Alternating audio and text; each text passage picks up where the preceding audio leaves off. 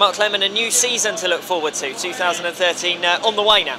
Absolutely, it's obviously all exciting times. Every time's a fresh start for everybody, so it's got plenty to get excited about. New challenge for me down at the Plymouth Devils, so something I'm really looking forward to it. And it looks like the strongest Plymouth team that's ever been assembled, really. A really good bunch of guys down there. Yeah, exactly. Seaman Stevens has sort of taken the helm down there, and they've been doing wonderful things. And like the future's bright down there. That they've had a couple of years in the Conference League and 2 years in the Premier League, and they haven't had the most success down there. So we hope to change that this year. They put a really good, reasonable team together that should really push for the playoffs.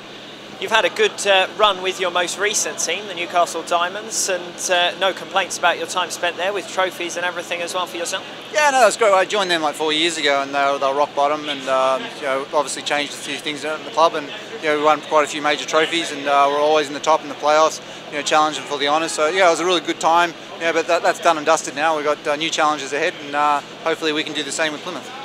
What do you make your personal aims at this stage of your career? Obviously advancing in terms of your Speedway career. What are your personal aims season to season? Well, I mean, every year you try and improve, and I enjoy riding, so it's obviously trying to get the enjoyment out of that. And obviously, coming into a team, I bring my experience into the team and help sort of build the guys around me. A little less probably reliance on my top end scoring, but equally, I'm still ambitious even at my age. Like you've got to be. Go out there, race hard, and try and have fun and get the pleasures from it. But there's still a lot to the challenges of actually getting in the league, to winning the leagues, the knockout cups, the Premier Trophy challenges. There's plenty to go for. Talk us through some of the other riders in your team. Have you met them before? Do you know them well?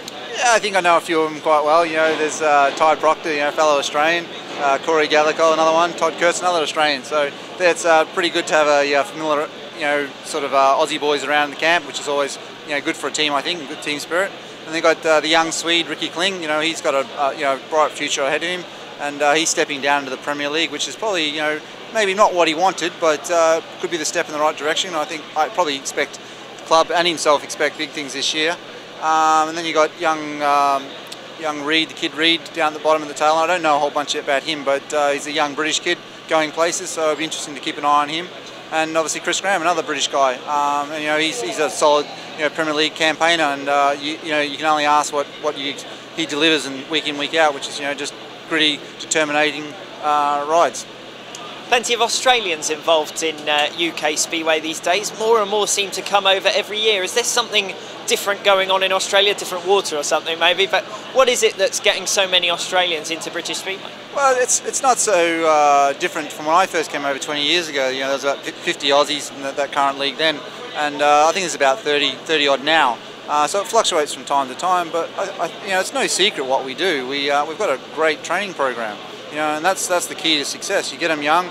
We start them off on the Pee-wee 50s. They progress onto the 125 Hondas, and then obviously when they turn 16, they go into the 500s. I mean, we've even got the stepping stone of the 350 that's been taking off. It hasn't been a great success at 350 on the senior frames, but when they come from the juniors, it's a proper little setup, good little tracks around the country, and they step onto the 500s when they turn 16, and pretty much they're an instant hit.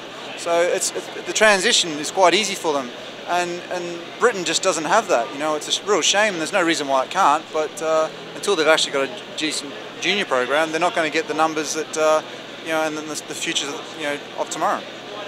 Back to the UK Speedway scene for a minute, and the Premier League obviously is what we're looking forward to in particular. Speaking to various Speedway riders around today, there's a sense that it's pretty open field this season.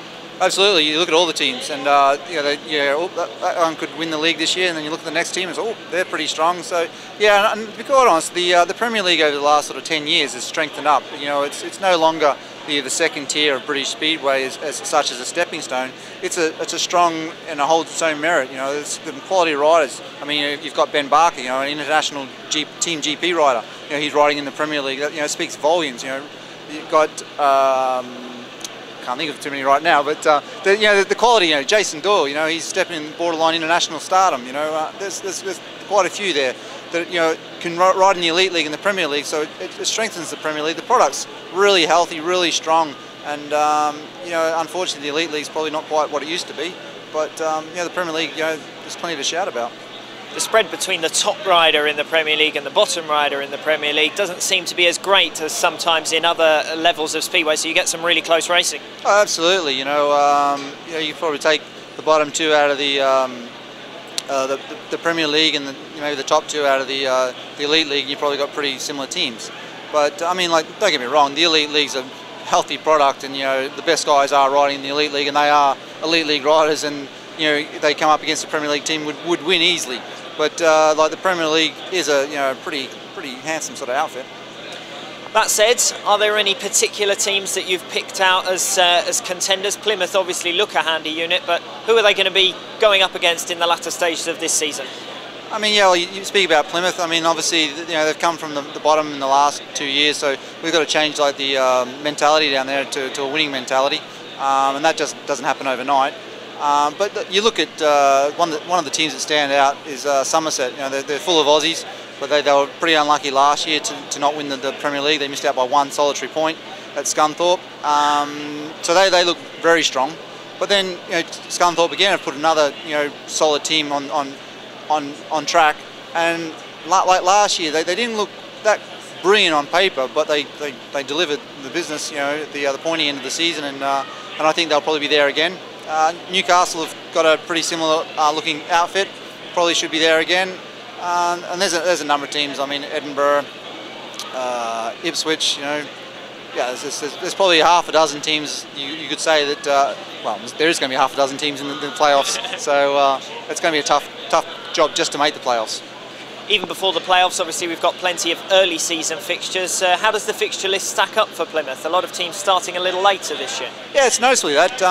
Like, obviously we kick off mid-March, but there's been a delay this year for some reason, I don't know, but maybe it might be a wise thing with the weather being so cold this time of year.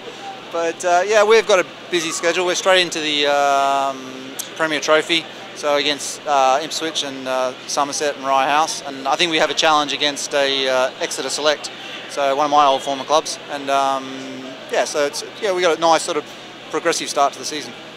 And looking at yourself longer term, I mean, do you literally take it season by season, or have you got a longer term view? What would you like to do when eventually you move aside from Speedway racing?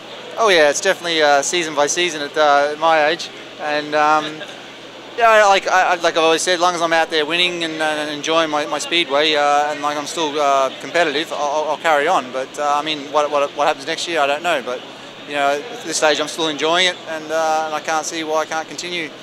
Age is just a number, and I still feel young at heart, and maybe the body's not so brilliant and so youthful, but yeah, well, there's a job there to be taken. I'll carry on.